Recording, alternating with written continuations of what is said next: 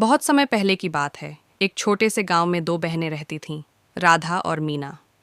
राधा बड़ी थी और बहुत समझदार, जबकि मीना छोटी थी और बहुत चंचल। दोनों बहनें एक दूसरे से बहुत प्यार करती थीं, लेकिन कभी कभी उनकी सोच अलग हो जाती थी। एक दिन माँ ने दोनों से कहा, बेटियों, खेत में लगे आम के पेड़ अब पकने लगे हैं, पर ध्यान रहे, जब तक मैं न कहूँ कोई भी आम नहीं तोड़ेगा।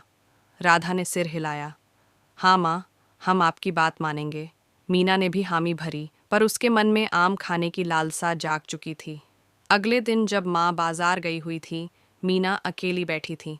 उसने खिड़की से देखा कि पेड़ पर पके आम लटक रहे हैं। उसका मन ललचा गया। वह चुपचाप सीढ़ी लेकर पेड़ के पास गई और एक बड़ा सा आम तोड़ लिया। जैसे ही उसने आम को काटा, राधा वहां आ गई।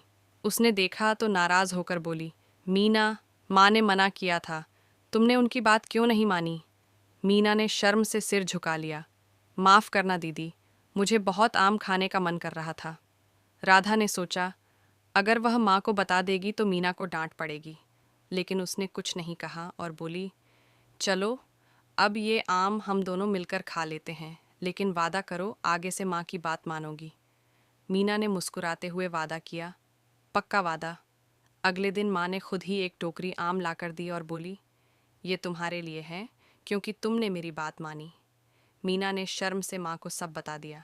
माँ ने मीना को गले लगा लिया और कहा, गलती करना बुरा नहीं, पर उसे मानना और सुधारना सबसे ज़रूरी है।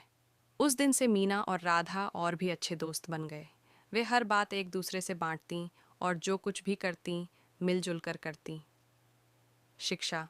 इस कहानी से हमें यह सीखने को मिलता है कि हमें अपने बड़ों की बात माननी चाहिए, और अगर हमसे गलती हो जाए तो उसे छुपाने की बजाय स्वीकार करना चाहिए। माफ़ी मांगना कमज़ोरी नहीं, बल्कि बहादुरी होती है।